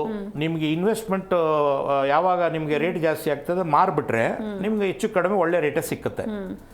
ಜ್ಯುವೆಲ್ರಿ ಮಾಡಿದ್ರೆ ಮೈ ಮೇಲಿರೋ ಜ್ಯುವೆಲ್ರಿನ ಮಾರಬೇಕು ಅನ್ನೋದು ಭಾಳ ಕಷ್ಟ ಇದೆ. ಆಸ್ ಎ ಸೆಡ್ ಇಮೋಷನ್ ಅಂತ ಹೇಳಿದ್ನಲ್ಲ, ಆ ಇಮೋಷನ್ ಕಾರಣದಿಂದ ಮೈ ಮೇಲಿರೋ ಗೋಲ್ಡ್ ಜ್ಯುವೆಲ್ರಿಗೂ ಗೋಲ್ಡ್ ಬಿಸ್ಕೆಟ್ಗೂ ಭಾಳ ವ್ಯತ್ಯಾಸ ಇದೆ. ಅಷ್ಟು ಈಸಿಯಾಗೆ ನಿಮಗೆ ಮಾರ್ಲಿಕ್ಕೆ ಆಗಲ್ಲ. ಆ ಇನ್ವೆಸ್ಟ್ಮೆಂಟ್ ಪರ್ಪಸ್ಗೆ ಮಾಡಿರೋ ಗೋಲ್ಡ್ ಬಿಸ್ಕೆಟ್ನ ತೊಗೊಳ್ರಿ, ಒಂಥರ ಕಾಯಿನ್ ಇದ್ದಂಗೆ ಅದಲ್ವಾ, ಕರೆನ್ಸಿ ಇದ್ದಂಗೆ, ಗೋಲ್ಡ್ ಕರೆನ್ಸಿ ನೀವು ತೊಗೊಳ್ಳಿ ಅಂತ ಮಾರ್ಬೋದು. ಇವೆರಡು ವ್ಯತ್ಯಾಸ ಇದೆ. ಇನ್ವೆಸ್ಟ್ಮೆಂಟ್ ಪರ್ಪಸ್ಗಾದರೆ gold biscuits is the best, even if it is short term, long term, whatever it is. If it is for the purpose of buying and wealth ಕ್ರಿಯೇಷನ್ಗೋಸ್ಕರ, ಅಥವಾ ನಿಮ್ಮ ಮದುವೆಗೆ ತಗೊಳ್ತಾ ಇದ್ದೀರಾ ಅದು ಇದಕ್ಕೆ ಅಂದರೆ gold jewellery is better madam. ಖಂಡಿತ ಸರ್, ಈ ಬಗ್ಗೆ ಮಾತಾಡೋಣ. ಒಬ್ರು ಕಾಲರ್ ಇದ್ದಾರೆ, ಬಸವರಾಜ್ ಅಂತ ಬೆಂಗಳೂರಿಂದ. ನಮಸ್ತೆ ಸರ್. ನಮಸ್ತೆ ಮೇಡಮ್. ಹೇಳಿ ಸರ್, ಚಿನ್ನದ ರೇಟ್ ಕಮ್ಮಿ ಆಗ್ತಾ ಇದೆ, ಪರ್ಚೇಸ್ ಏನಾದರೂ ಮಾಡ್ತೀರಾ ಹೇಗೆ? ಇವತ್ತು ಗೋಲ್ಡ್ ಎಷ್ಟು ರೇಟ್ ಏನಿದೆ ಮೇಡಮ್ ಪರ್ ಗ್ರಾಮ್? 12,865 ರೂಪಾಯಿ ಇದೆ. ಬಂದೆ 12,865 ರೂಪಾಯಿ ಇದೆ. 65 ರೂಪಾಯಿ. ಇದು ಗೋಲ್ಡ್. ಸಿಲ್ವರ್ ಪ್ರೈಸ್ ನಾನು ನಿಮ್ಗೆ ಹೇಳ್ತೀವಿ. ಫಸ್ಟ್ ನೀವು ಇವಾಗ ಪರ್ಚೇಸ್ ಮಾಡಕ್ ಹೊರಟಿದ್ದೀರಾ ಹೇಗೆ ಅದನ್ನ ಹೇಳಿ. ಅದೇ ಮೇಡಮ್ ಎಷ್ಟಿದೆ ಅಂತ ಕೇಳಿ. ಇವಾಗ ಇಲ್ಲೇ ಬಂತು, ಇದೆ ಟಿವಿಲೇ ಬರ್ತಾ ಇದೆ 12,865. ಹಾ, ನೀವು ತಗೊಳ್ತೀರಾ? ಅದೇ ನೀವು ಇವಾಗ- ತಗೊಳ್ತೀರಾ? ನೀವು ತಗೊಳ್ತೀರಾ ಹೇಳಿ. ಅದ್ ತಕೊಳ್ಳಿಕ್ಕೆ ಫೋನ್ ಮಾಡಿರೋದು. ಮತ್ತೆ ಇನ್ನೇನ್ ಮತ್ತೆ? 1 ಗ್ರಾಮ್ಗೆ 235 ರೂಪಾಯಿ ಇದೆ ಸಿಲ್ವರ್. 1 ಗ್ರಾಮ್ಗೆ 235 ರೂಪಾಯಿ. 1 ಕೆಜಿಗೆ 2,35,000. 235 ರೂಪಾಯಿ. ನೋಡಿ ಇವಾಗ ಹೇಳ್ತಾ 12,865 ಇಲ್ಲೇ ಟಿವಿಲೇ ತೋರಿಸ್ತಾ ಇದ್ದಾನೆ. ನಾನು ಸ್ವಲ್ಪ ಹೊತ್ತು ವೆಯ್ಟ್ ಮಾಡಿದ್ರೆ ಅಲ್ಲೇ ಬಂದಿರೋದು. ಅಲ್ಲ ಎಷ್ಟಿದೆ ಅಂತ ಇವಾಗ ರೇಟ್ ಕೇಳೋದು. ಅಂದಾಜು ಇವಾಗ ಅಂದಾಜು ಅಂತ ಹೇಳಿದ್ಮೇಲೆ ನೀವು ನಾವು ಮನೆಯಲ್ಲಿ ಡಿಸ್ಕಸ್ ಮಾಡಿ ಅಲ್ಲ ಸರ್, ಈಗ ಇನ್ನೂ ತಗೊಳ್ಳಿ. ಕಮ್ಮಿ ಆಗುತ್ತೆ ಅಂತ ಅನ್ಸುತ್ತೆ ನಿಮ್ಗೆ ಹೇಗೆ? ಅದು ಗೊತ್ತಿಲ್ಲ ಮೇಡಮ್. ಇವತ್ತೊಂದು ರೇಟ್ ಇದೆ, ಅದ್ ನೋಡ್ಕೊಂಡು ಪರ್ಚೇಸ್ ಮಾಡೋದು ಅಷ್ಟೇ. ಸೊ ಪರ್ಚೇಸ್ ಮಾಡ್ತೀರಾ ಸದ್ಯದಲ್ಲಿ ಹಂಗಾರೆ? ಪರ್ಚೇಸ್ ಮಾಡ್ಬೇಕು ಅನ್ಕೊಂಡಿದ್ದೀವಿ. ಓಕೆ ಸರ್, ಪರ್ಚೇಸ್ ಮಾಡಿ, ಒಳ್ಳೇದಾಗ್ಲಿ. ನಾನು ಹೇಳ್ತೀರಾ ಸರ್? ಕೃಷ್ಣ ಸರ್ ಇದ್ದಾರೆ, ಮಾತಾಡ್ತೀರಾ? ಹಾಂ, ಸೊ ಈಗ ನಾನು ಹೇಳೋದು ಅಂತಂದರೆ ಈಗ ರೇಟ್ ಏನೋ ಕಡಿಮೆ ಆಗಿದೆ. ನಿಮ್ಮ ಯಾವುದೇ ಥರ ಇನ್ವೆಸ್ಟ್ಮೆಂಟ್ ಆದ್ರೂ ನೀವು ಅಕಸ್ಮಾತ್ ಬರೀ ಇದು ನೀವು ಜ್ಯುವೆಲ್ಸ್ ತೊಗೊಳ್ಳೋ ಆಗಿದ್ದರೆ ಅದು ಒಂದು ಲೆವೆಲ್ಗೆ 5-10% ತೊಗೊಳ್ಳೋದು ಉಚಿತ. ಅಕಸ್ಮಾತ್ ನೀವು ಲಾಂಗ್ ಟರ್ಮ್ ಬರೀ ಇನ್ವೆಸ್ಟ್ಮೆಂಟ್ಗೋಸ್ಕರ ಚಿನ್ನ ತೊಗೊಳ್ಳೋ ಆಗಿದ್ದರೆ ನೀವು ಬೇಕಾದರೆ ಅದನ್ನು ಗೋಲ್ಡ್ ಬಿಸ್ಕೆಟ್ ಥರದಲ್ಲಿ ತೊಗೋಬೋದು. ಇದು ನಿಮ್ಮ ಪರ್ಪಸ್ ಏನಿದೆ ಅಂತ ನೋಡಿಕೊಂಡು ನೀವು ಅದನ್ನು ಪರ್ಚೇಸ್ ಮಾಡೋ ಡಿಸಿಷನ್ ಮಾಡಬೇಕು. ಒಳ್ಳೆ ರೇಟು, ಬಟ್ ಇನ್ನೂ ಕಡಿಮೆ ಆಗೋ ಚಾನ್ಸಸ್ ಕೂಡ ಇದೆ ಅಂತ ಮಾರ್ಕೆಟ್ ಹೇಳ್ತಾ ಇದೆ. Okay, thank you sir. Zee Kannada news ಜೊತೆ ಮಾತಾಡಿದ್ದಕ್ಕೆ. ಇನ್ನು ಕೃಷ್ಣ ಸರ್, ನಾವಾಗಲೇ ಮಾತಾಡ್ತಿದ್ವಿ ಯುದ್ಧದ ಬಗ್ಗೆ. ಈಗ 5 ದಿನ ಸೀಸ್ ಫೈರ್ ಇದೆ. ಸೊ ಯುದ್ಧ ನಿಂತರೆ ಇನ್ ಕೇಸ್ ಏನೆಲ್ಲ ಎಫೆಕ್ಟ್ ಆಗುತ್ತೆ, ನಿಲ್ಲದೆ ಮುಂದುವರೆದ್ರೆ ಏನೆಲ್ಲ ಎಫೆಕ್ಟ್ ಆಗುತ್ತೆ ಅಂತ? ಯುದ್ಧ ನಿಂತು ಬಿಟ್ರೆ ನನಗೇನೋ ನಿಲ್ಲೋಂಗೆ ಕಾಣಲ್ಲ. ಬಿಕಾಸ್ ನಾನು ಭಾಳ ಫಾಲೋ ಮಾಡ್ತಾ ಇದ್ದೀನಿ. US ಅಷ್ಟು ಈಸಿಯಾಗಿ ಇದನ್ನು ಪರ್ಮನೆಂಟಾಗಂತೂ ನಿಲ್ಲಿಸಲ್ಲ. ಆಮೇಲೆ ಯಾವುದೇ ದೇಶ, ಪರ್ಟಿಕ್ಯುಲರ್ಲಿ US ಅಂತ ದೇಶಗಳು ಅರ್ಧಂಬರ್ಧ ವಾರ್ ನಿಲ್ಲಿಸಿ ಅಷ್ಟು ಈಸಿಯಾಗಿ ಮಾಡೋಕ್ಕೆ ಹೋಗಲ್ಲ. ನೀವು ತಗೊಳ್ಳಿ, ಇರಾಕ್ ಇರ್ಬೋದು, ಮತ್ತೊಂದಿರ್ಬೋದು, ಯಾವುದೇ ಆದ್ರೂ ಅಟ್ಲೀಸ್ಟ್ ಒಂದು they will reduce it, they will weaken them so much that ಮತ್ತೆ ಅದರಿಂದ ಥ್ರೆಟ್ ಆಗಬಾರ್ದು ಅನ್ನೋದೊಂದು ಮಿಲಿಟ್ರಿದಲ್ವಾ ಇದು. It's a military aggression, military tactic ಇದು. ಯಾವುದೇ ಕಾರಣಕ್ಕೂ ಅಮೆರಿಕ ಇದು 5 ದಿನ ಆದಮೇಲೆ ನಿಲ್ಲಿಸ್ಬಿಡ್ತಾರೆ ಅಂತ ನನಗನ್ಸಲ್ಲ. ಏನೋ ಒಂದು ಟೆಂಪ್ರರಿ ನಿಲ್ಲಿಸಿದ್ದಾರೆ ಅನ್ಸುತ್ತೆ. ಆದ ಕಾರಣದಿಂದ ಇದು it is a very temporary behaviour ಅಂತ ನಾನು ಅನ್ಕೊಂಡು. ಸೊ ಇನ್ನೂ ಕಂಟಿನ್ಯೂ ಆದರೆ ಇನ್ನೂ ಏನೆಲ್ಲ ಆಗ್ಬೋದು ಸರ್? ಸೊ ಇನ್ನೂ ಕಡಿಮೆ ಆದರೆ ಇನ್ನೂ ರೇಟ್ ಕಡಿಮೆ ಆಗ್ತದೆ. ಜುವೆಲ್ಸ್ ಕಮ್ಮಿ ಆಗುತ್ತೆ. ಇದು ಗೋಲ್ಡ್ದು ಪ್ರೈಸ್ ಕಡಿಮೆ ಆಗ್ತದೆ. ಆಮೇಲೆ ಇನ್ಫ್ಲೇಷನ್ ಜಾಸ್ತಿ ಆಗ್ತದೆ.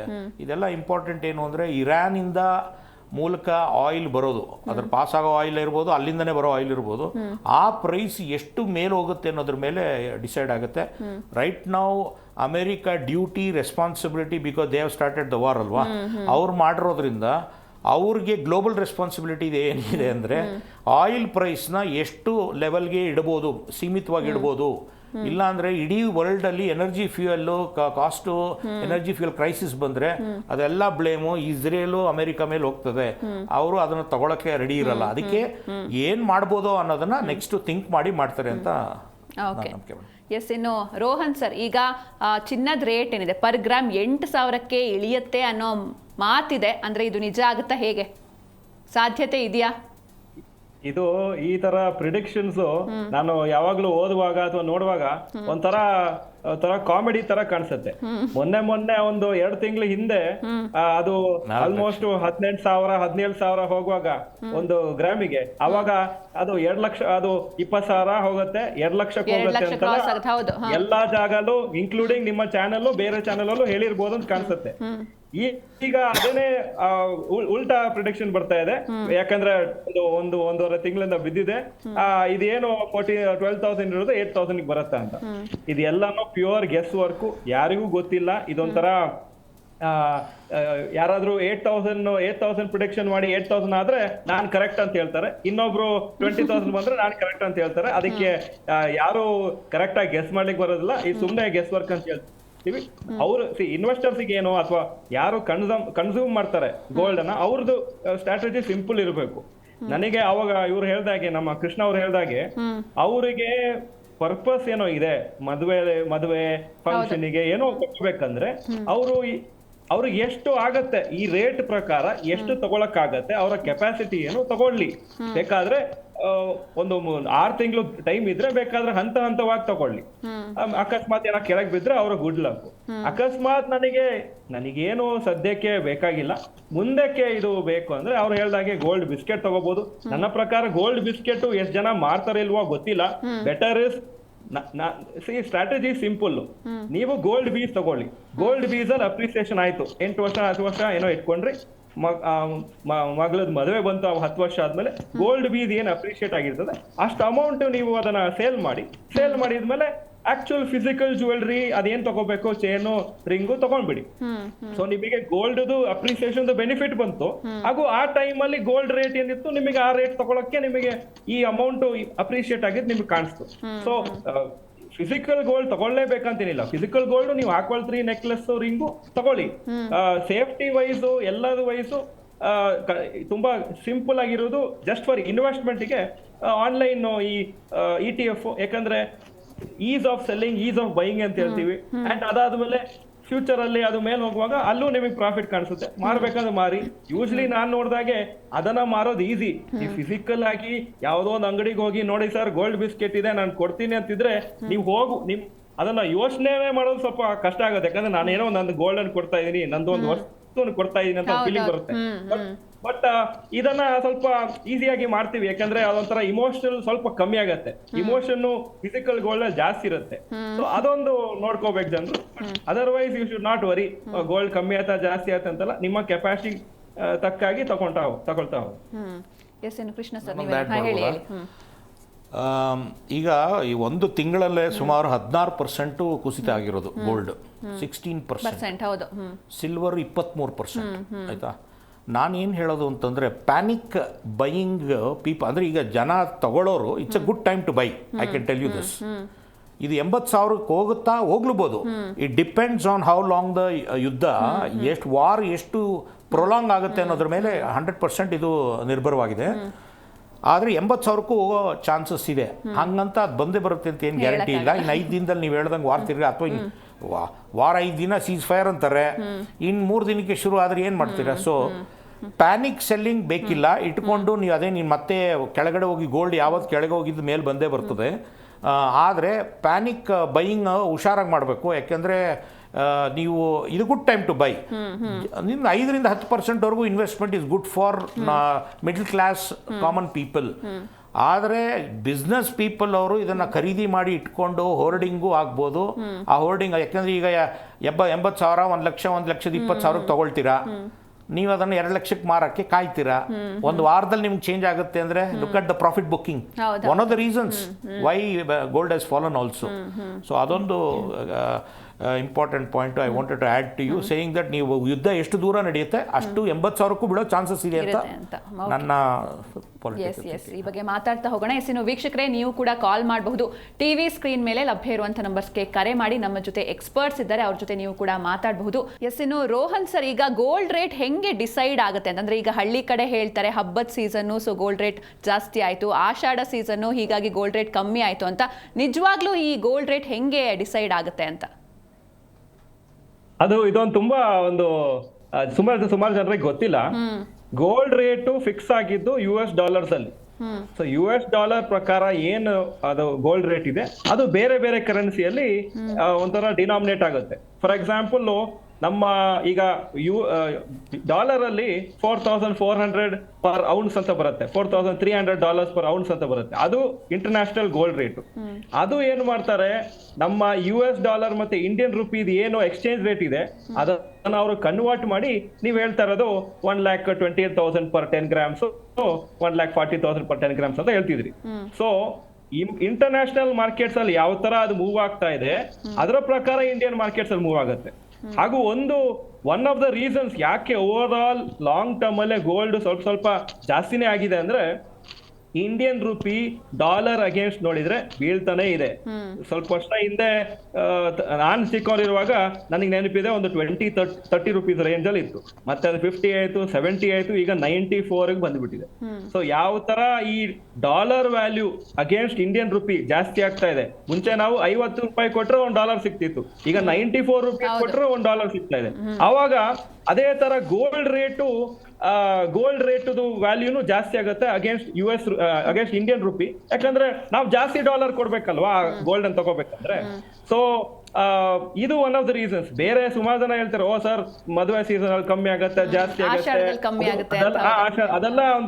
ಅದೆಲ್ಲ ಸ್ವಲ್ಪ ಇಂಪ್ಯಾಕ್ಟ್ ಇರ್ಬೋದು, ಇಂಪ್ಯಾಕ್ಟ್ ಸ್ಲೈಟ್ ಆಗಿರ್ಬೋದು, ಬಟ್ ಅದೇನ್ ರೀಸನ್ ಅಲ್ಲ. ಏನಿದ್ರು ಗೋಲ್ಡ್ ಇಂಟರ್ನ್ಯಾಷನಲ್ ಪ್ರೈಸಸ್, ಈಗ ಗೋಲ್ಡ್ ಪ್ರೈಸ್ ಅಪ್ರಿಸಿಯೇಷನ್ 2 ಫ್ಯಾಕ್ಟರ್ಸ್ ಇದೆ. ಒಂದು ಆಕ್ಚುಯಲ್ ಗೋಲ್ಡ್ ಪ್ರೈಸ್ ಜಾಸ್ತಿ ಆಗೋದು ಇಂಟರ್ನ್ಯಾಷನಲ್ ಮಾರ್ಕೆಟ್ ಅಲ್ಲಿ, ಸೆಕೆಂಡ್ ರುಪಿ ವ್ಯಾಲ್ಯೂ ಕಮ್ಮಿ ಆಗ್ತಾ ಇದ್ದಾಗೆ ಅದು ಒಂದ್ ಸ್ವಲ್ಪ ಪುಷ್ ಕೊಡುತ್ತೆ ಗೋಲ್ಡ್ ಪ್ರೈಸಸ್ಗೆ. ಅದಕ್ಕೋಸ್ಕರ ಒಂದು 8-10% ಪರ್ ಆನಮ್ ಆವರೇಜ್ ಆಗಿ ಗೋಲ್ಡ್ ಇಷ್ಟು ವರ್ಷ ಇಂಪ್ರೂವ್ ಆಗಿದೆ ಅಂತ ಹೇಳ್ತೀವಿ. ಆ ಬರೀ ನೀವು ಆ ರುಪಿದು ಡಿಪ್ರಿಸಿಯೇಷನ್ ತೆಗೆದ್ರೆ ಗೋಲ್ಡ್ ಅಪ್ರಿಸಿಯೇಷನ್ ಸ್ವಲ್ಪ ಕಮ್ಮಿ, ಅಷ್ಟು ಜಾಸ್ತಿ ಇಲ್ಲ, ಸ್ವಲ್ಪ ಕಮ್ಮಿನೇ ಇದೆ. ಓಕೆ. ಇನ್ನು ಕೃಷ್ಣ ಸರ್, ಈಗ 3 ತಿಂಗಳ ಹಿಂದೆ ಒಂದು ಟಾಕ್ ಇತ್ತು, ಅಂದರೆ ಎಲ್ಲ ದೇಶಗಳು ಗೋಲ್ಡ್ ಮೇಲೇ ಇನ್ವೆಸ್ಟ್ ಮಾಡ್ತಾ ಇದೆ ಅಂತ. ಹೀಗೆ ಎಲ್ಲ ದೇಶಗಳು ಗೋಲ್ಡ್ ಮೇಲೆ ಇನ್ವೆಸ್ಟ್ ಮಾಡ್ತಿದ್ರು ಕೂಡ ಈ ರೀತಿ ಗೋಲ್ಡ್ ರೇಟ್ ಕಡಿಮೆ ಆಗಿದ್ದು ಯಾಕೆ ಅಂತ, ಅಥವಾ ಇದು ಯಾವ ರೀತಿ ಎಫೆಕ್ಟ್ ಮಾಡುತ್ತೆ ಅಂತ? ಈಗ 3 ತಿಂಗಳ ಮುಂಚೆ ಎಲ್ಲರೂ ಗೋಲ್ಡ್ ಪರ್ಚೇಸ್ ಮಾಡ್ತಾ ಇದ್ರು ಅನ್ನೋದಕ್ಕೆ ಕಾರಣ ಇರುತ್ತೆ. ಈ ವಾರ್ನ ಎಲ್ಲ ಕಂಟ್ರೀಸು ಅಥವಾ ಸೆವೆರಲ್ ಕಂಟ್ರೀಸ್ ಎಕ್ಸ್ಪೆಕ್ಟ್ ಮಾಡ್ತಾ ಇದ್ರ ಅನ್ನೋದು ಒಂದು ಪಾಯಿಂಟ್ ಬರ್ತದೆ. ಯಾಕೆಂದರೆ ಈ US ಇರಾನ್ ವಾರು ಜೂನಲ್ಲೂ ಕೂಡ ಅಟ್ಯಾಕ್ ಮಾಡಿದ್ರು. ಜುಲೈ ಯಾರು ಅಮೆರಿಕಾದವರು ಇರಾನ್ಗಾಗಲೇ ಅಟ್ಯಾಕ್ ಮಾಡಿ ಒಂದು ಶಾರ್ಟ್ ಟರ್ಮಲ್ಲಿ ಬಿಟ್ಟಿದ್ರು ಲಾಸ್ಟ್ ಇಯರ್. ಹೌದು.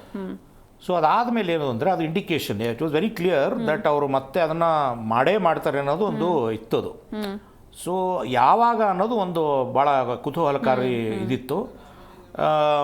ಇವಾಗ ಅಮೇರಿಕಾದವರು ಇನ್ನು 3 ತಿಂಗಳ ಮುಂಚೆ ಎಲ್ಲ ಕಂಟ್ರೀಸು ಯಾವಾಗ ದಾಳಿ ಮಾಡ್ತಾರೆ ಅಂತ ಗೊತ್ತಾಗುತ್ತೋ, one of the things is ಯಾವಾಗ ನಿಮ್ಮ ಡಾಲರ್ ರೇಟು ಸ್ಟ್ರಾಂಗ್ ಆಗುತ್ತೆ, ಆಯಿಲ್ ಪ್ರೈಸ್ ಜಾಸ್ತಿ ಆಗುತ್ತೆ, ಇನ್ಫ್ಲೇಷನ್ ಜಾಸ್ತಿ ಆಗುತ್ತೆ ಅಂದಾಗ people would buy the gold and keep it. Because ಅದು ಹೋಗಿ ಮೇಲ್ಗಡೆ ಹೋಗಿ ಕೆಳಗಡೆ ಬಿದ್ದು ವಾಪಸ್ ಬಂದಾಗ profit margin is much higher. ಅಂದರೆ ಈಗೇನಿದೆ ಕಡಿಮೆ ಆಗಿದೆ, ಬಟ್ ಪ್ಯಾನಿಕ್ ಸೆಲ್ಲಿಂಗ್ ಬೇಡ. ಇರೋರು ಕಷ್ಟ ಇಲ್ಲ, ಒತ್ತಡ ಇಲ್ಲ ಅಂದರೆ ಇಟ್ಕೋಬೇಕು. ಯಾಕಂದರೆ ಇದು ಮತ್ತೆ ಬೌನ್ಸ್ ಆಗೋದು 100%, but subject to war. Subject ವಾರ ಎಲ್ಲ ಅಳವಡಿಸಿದೆ. ಈ 3 ತಿಂಗಳ ಮುಂಚೆ ಏನಕ್ಕೆ ಇನ್ವೆಸ್ಟ್ ಮಾಡಿದ್ರು ಅಂದರೆ ಎಲ್ಲ ಕಂಟ್ರೀಸು ಅದರಲ್ಲಿ ದುಡ್ಡಿದೆ, ಲಿಕ್ವಿಡೇಟ್ ಮಾಡೋಕ್ಕೆ ಈಸಿ ಆಗ್ತದೆ ಅಂತ ಒಂದಿರುತ್ತೆ. ಅದಕ್ಕೋಸ್ಕರ ಯಾಕಂದರೆ ಡಾಲರ್ ರೇಟ್ ಜಾಸ್ತಿ ಆಗಿಬಿಟ್ರೆ ನಿಮ್ಮ ಕರೆನ್ಸಿ ವೀಕ್ ಆಗುತ್ತೆ. ಡಾಲರ್ ರೇಟ್ ಜಾಸ್ತಿ, ಕರೆನ್ಸಿ ವೀಕ್ ಆಗುತ್ತೆ. Only place you can put, not in real estate, international market real estate ಏನು ಮಾಡ್ಲಿಕ್ಕಾಗಲ್ಲ. The only place you can invest in it is gold. ಅದಕ್ಕೆ ಗೋಲ್ಡಲ್ಲಿ ತಗೊಂಡು ಅದನ್ನು ಮಾಡಿದ್ದಾರೆ. ಒಬ್ಬೊಬ್ರದ್ದು ಕ್ಯಾಲ್ಕುಲೇಷನ್ ಒಂದೊಂದು ಥರ ಇದೆ, ಬಟ್ ನಾನು ಕೇಳಿದ್ರೆ most countries will wait for the war to end, prices to go up again, so that the value, then they can sell it again. So thereby they make profit. ಹೌದು. Okay, ಖಂಡಿತ sir. ಈ ಬಗ್ಗೆ ಮಾತಾಡೋಣ. ಒಬ್ರು collar ಇದ್ದಾರೆ, ರಾಮಾನುಜಮ್ ಅಂತ ದೇವನಹಳ್ಳಿಯಿಂದ. ನಮಸ್ತೆ. ನಮಸ್ಕಾರಮ್ಮ. ನಮಸ್ತೆ ಸರ್. ಗೋಲ್ಡ್ ರೇಟ್ ಕಮ್ಮಿ ಆಗಿದೆ, ನಮ್ಮ ಜೊತೆ ಎಕ್ಸ್ಪರ್ಟ್ಸ್ ಇದ್ದಾರೆ, ನೀವು ಅವ್ರ ಜೊತೆ ಮಾತಾಡಬಹುದು. ಏನಾದರೂ ಡೌಟ್ಸ್ ಇದ್ರೆ ಕ್ಲಾರಿಫೈ ಮಾಡ್ಕೊಳ್ಬಹುದು. ಹೌದಮ್ಮ. ಅಲ್ಲಿ ಕೂತಿರ್ತಕ್ಕಂಥ ಕೃಷ್ಣ ಅವರು ಮತ್ತೆ ಶರತ್ ಅವರು, ರೋಹನ್ ಅವರು, ರೋಹನ್ ಅವರು ಸ್ವಲ್ಪ ಜೋರಾಗಿ ಮಾತಾಡಿ ಸರ್. ಅವ್ರ ಮಾತಲ್ಲಿ ಕೇಳ್ತಾ ಇದ್ದೀವಿ. ಯಾಕಂದ್ರೆ ಈಗ ಈ ಕೊಲ್ಲಿ ಯುದ್ಧ ನಡೀತಿರ್ಬೇಕಾದ್ರೆ ಹೆಂಗಮ್ಮ ಈ ಕೊಂಡ್ಕೊಳ್ಳಕ್ಕೆ ಮನಸ್ಸು ಬರ್ತದೆ. ಈಗ ಅಲ್ಲಿ ಊಟ ತಿಂಡಿ ಗ್ಯಾಸು ಸಂಬಂಧಪಟ್ಟಿದ್ದು ಬಿಟ್ಬಿಟ್ಟು ಇನ್ವೆಸ್ಟ್ಮೆಂಟ್ ಮಾಡ್ತಕ್ಕಂಥ ರಿಯಲ್ ಎಸ್ಟೇಟ್ ಮತ್ತೆ ಚಿನ್ನದಲ್ಲಿ ಯಾರಮ್ಮ ಇನ್ವೆಸ್ಟ್ ಮಾಡಕ್ಕೆ ಇಷ್ಟಪಡ್ತಾರೆ? ಯಾರಾದ್ರೂ ಇಷ್ಟಪಡ್ತಾರಂತ ನೀವ್ ಹೇಳ. ಚಿಂತನೆ ಇರ್ಲಿ, ಅಲ್ಲೊಬ್ರು ಬೃಹಸ್ಪತಿಗಳು ಕೂತ್ಕೊಂಡಿದ್ದಾರೆ ಕೃಷ್ಣ ಅವರು. ಇಂಥ ಟೈಮಲ್ಲಿ ಯಾರಾದ್ರೂ ಇಷ್ಟಪಡ್ತಾರಾ? ಅಂದ್ರೆ ಅವ್ರ ಪರ್ಸನಲ್ ಚಾಯ್ಸಸ್ ಅಲ್ವಾ ಸರ್? ಈ ಕೆಲವರು ಅಯ್ಯೋ ರೇಟ್ ಕಮ್ಮಿ ಆಗ್ಲಿ ಅಂತಾನೆ ಕಾಯ್ತಿರ್ತಾರೆ. ಎಷ್ಟೋ ಜನ ಬಡವರು ಇರ್ತಾರೆ, ಅವ್ರಿಗೀಗ ಒಂದು ಮದುವೆ ಮಾಡಬೇಕು ಅಂದ್ರೆ ಎಲ್ಲ ಆಭರಣ ಕೊಡಕ್ ಆಗ್ಲಿಲ್ಲ ಅಂದ್ರೂ ಕೂಡ ಒಂದು ತಾಳಿ ಸರನಾದ್ರೂ ಮಾಡಿಸ್ಕೊಡ್ಲೇಬೇಕಾಗತ್ತೆ. ಸೊ ಒಂದು ಕಮ್ಮಿ ಆಗ್ಲಿ ಅಂತ ಕಾಯ್ತಾ ಇರ್ತಾರೆ, ಅದು ಅವ್ರ ಪರ್ಸನಲ್ ಚಾಯ್ಸ್. ಈಗ ಅಲ್ಲಿ ಯುದ್ಧ ಆಯ್ತು ಅಂತ ಇಲ್ಲಿ ಮದ್ವೆಗಳು ನಿಲ್ತಾ ಇಲ್ಲ ಅಲ್ವಾ? ನಾವು ಚಿನ್ನ ಕೊಡ್ಲೇಬೇಕಾಗತ್ತೆ, ತಾಳಿ ಸರ ಮಾಡಿಸ್ಕೊಡ್ಲೇಬೇಕು. ಯಾವುದೇ ಶುಭ ಕಾರ್ಯಗಳಿಗೆ ಅದ್ಯಾವ್ದು ನಿಲ್ಲೋದಿಲ್ಲ. ಅಗಳಿಗೆ ಇನ್ನು ಮತ್ತೊಂದು ಬಂದೇ ಬರ್ತದೆ. ಚಿನ್ನ ಯಾವುದೇ ಬಡವರು ಈಗ ಟಚ್ ಮಾಡೋ ಸ್ಥಿತಿಯಲ್ಲಿ ಇಲ್ಲ. ನಿಮ್ಮದೇ ಚಾನಲ್ಗಳಲ್ಲಿ 2 ಲಕ್ಷ ತನಕ ಹೋಗ್ತದೆ, 2 ಲಕ್ಷ ಹೋಗ್ತದೆ ಅಂತ ಹೇಳಿ ನೀವೇ ಬಿತ್ತರಿಸಿದ್ರಿ ಅಲ್ವೇನಮ್ಮ? ಬಿತ್ತರಿಸಿದ್ರಿ.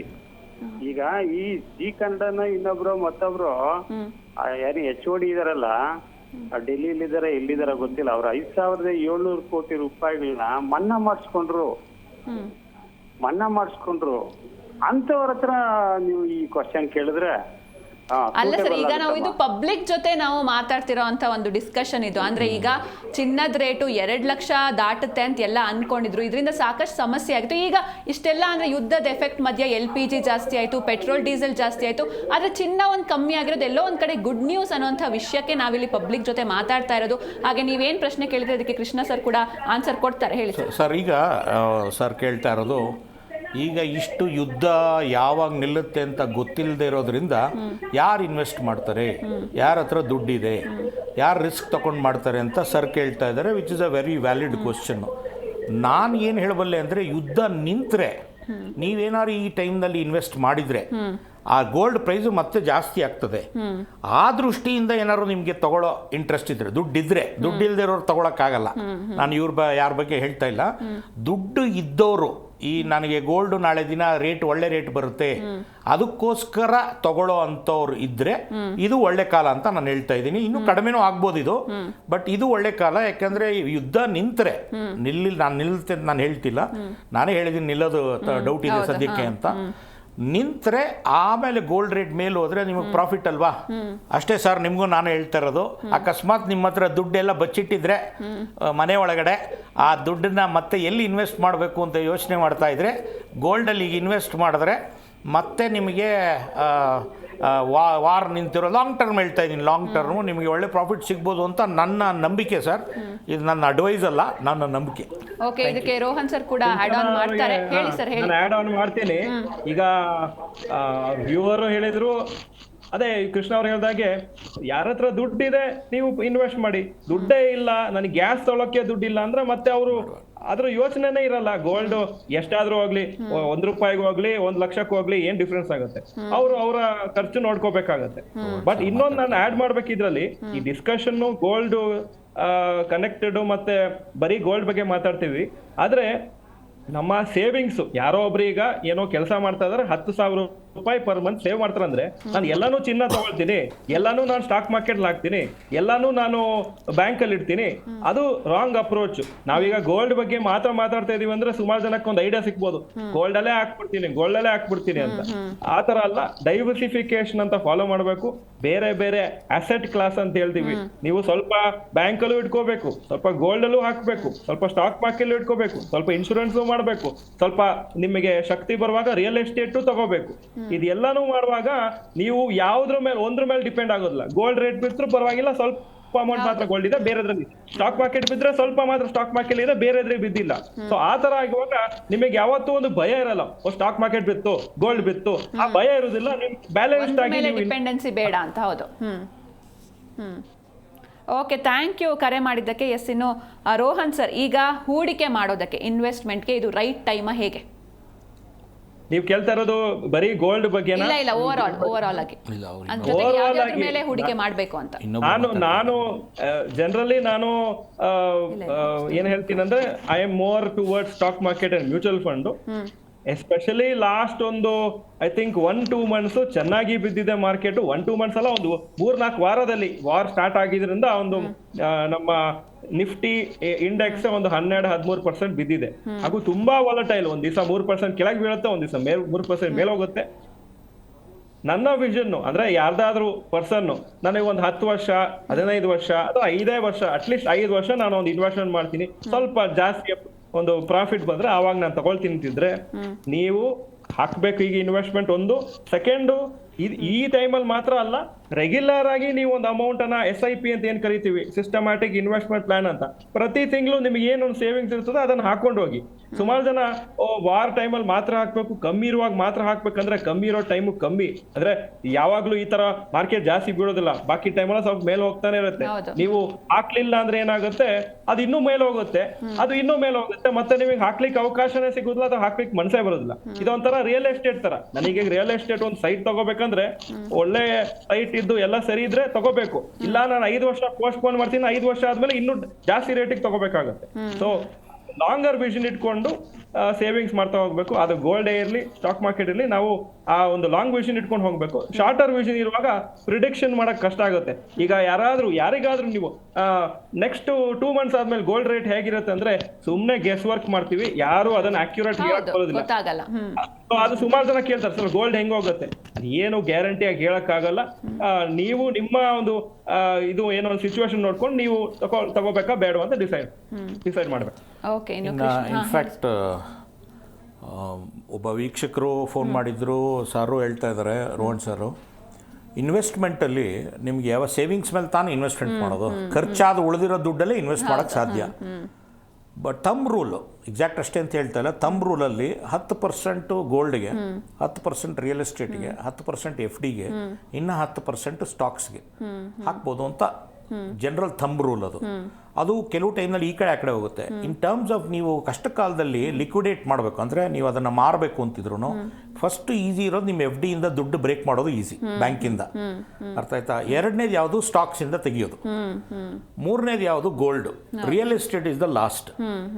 ಸೊ ಆ ದೃಷ್ಟಿಲಿ ನೋಡಿದ್ರೆ ನೀವು ಅದೇ ಥರ ನಿಮ್ಗೆ ಯಾವಾಗ ಹಣ ಬೇಕಾಗ್ತದೆ, ಏನಕ್ಕೆ ಬೇಕಾಗ್ತದೆ ಅನ್ನೋದ್ರ ಮೇಲೆ, ಉದ್ದೇಶದ ಮೇಲೆ ತಾವು ಹಣ ಹೂಡಿಕೆಗಳನ್ನ ಯಾವ್ದ್ರಲ್ಲಿ ಹಾಕ್ತೀರ ಅನ್ನೋದ್ರ ಮೇಲೆ.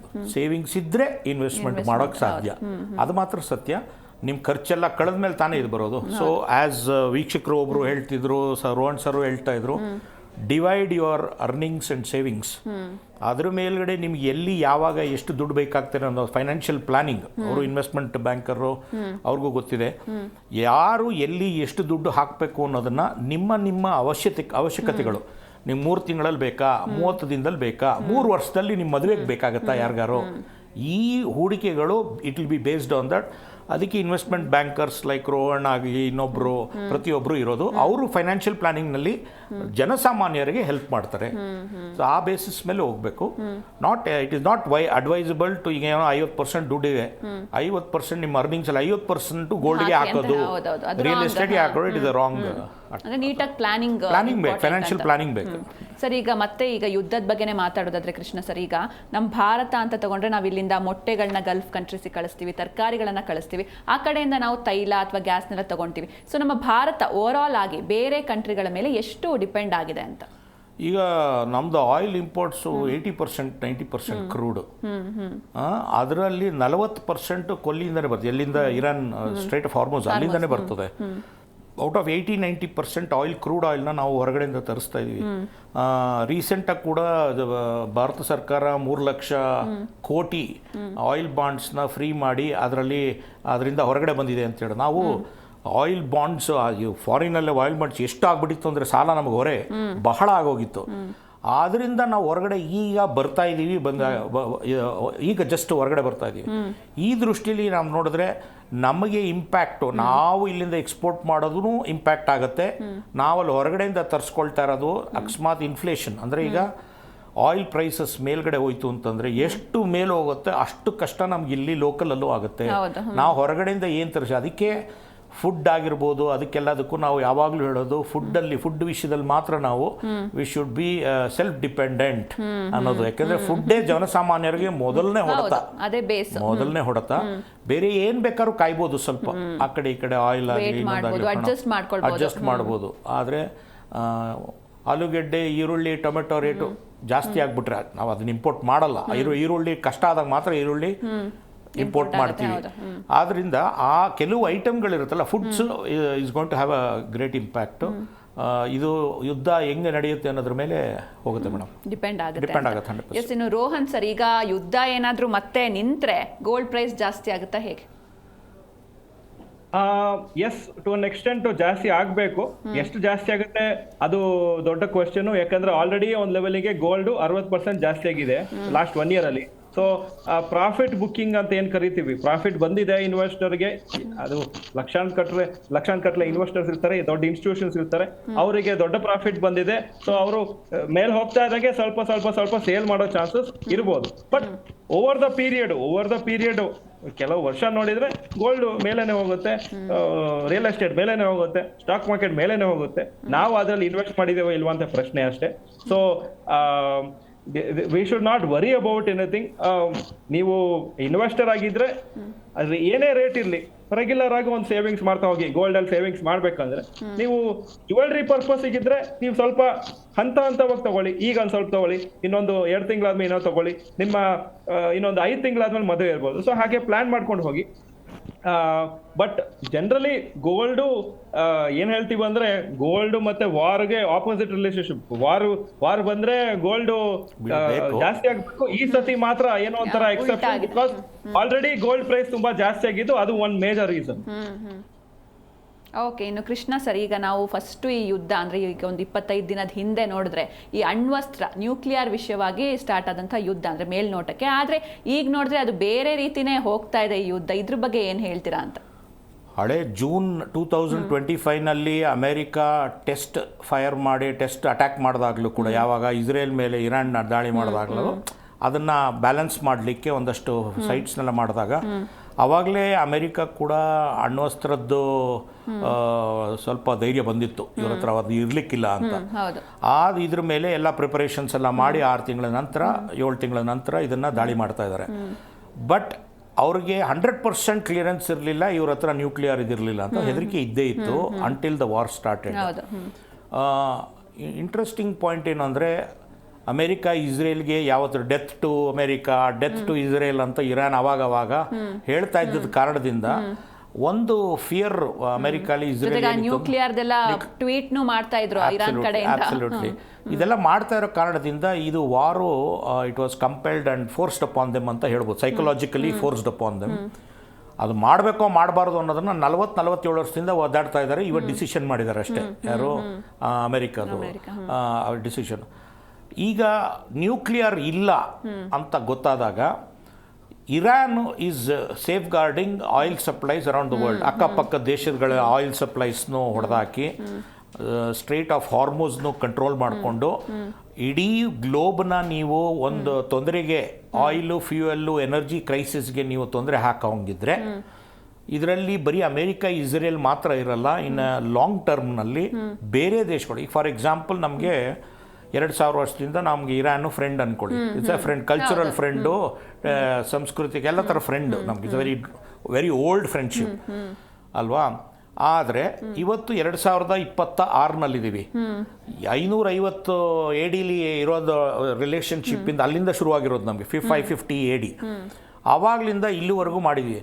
ಈಗ ಅಕಸ್ಮಾತ್ ಇರಾನ್ ನಮ್ಗೆ ಹಳೆಯ 2000 ಹಳೆ ಫ್ರೆಂಡ್ಶಿಪ್ಪು, ಇವಾಗ ನಾವು ಅವ್ರನ್ನ ಇದು ಮಾಡೋಕ್ಕಾಗಲ್ಲ ಅಂದರೆ, ಈಗ ನನಗೆ ನನ್ನ 1.5 ಬಿಲಿಯನ್ ಪೀಪಲ್ಗೆ ಎನರ್ಜಿ, ಫ್ಯೂಯಲ್ಲು, ಆಯಿಲ್ ಬರಲಿಲ್ಲ ಅಂದರೆ ಇಂಡಿಯಾ ಏನು ಮಾಡಬೇಕು?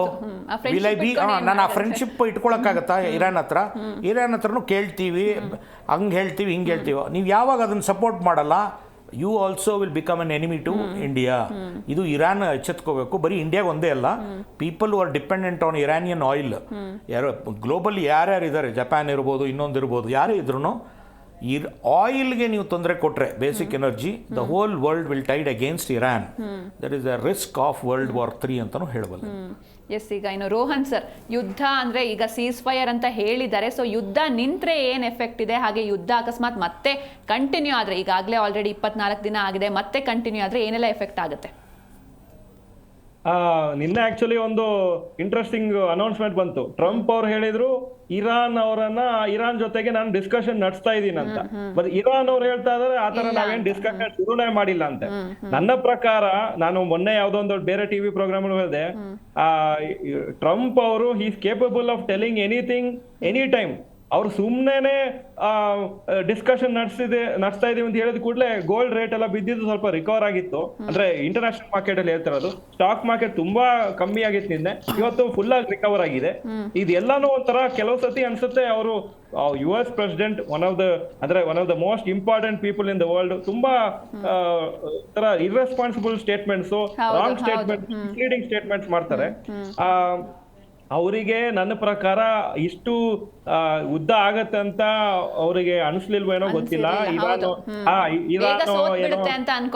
ಬೇಗ ಆಯ್ತು ಡಿಸ್ಕಷನ್ ನಡೆಸ್ತೀವಿ ಎಲ್ಲ ಬೇಡ ಇದಲ್ಲ ಅಂತ ಹೇಳ್ತಿದ್ರು ಅಂತ ಎಕ್ಸ್ಪೆಕ್ಟ್ ಇತ್ತು ಕಾಣಿಸುತ್ತೆ. ಅದಾಗಿಲ್ಲ ಅಂತ ಈಗ ಏನೋ ಒಂದು 5 ದಿವಸ ಬ್ರೇಕ್ ತಗೊಳ್ತೀವಿ, ಮತ್ತೆ we will come for discussion ಅಂತ ಏನೋ ಸ್ಟಾರ್ಟ್ ಮಾಡಿದ್ದಾರೆ.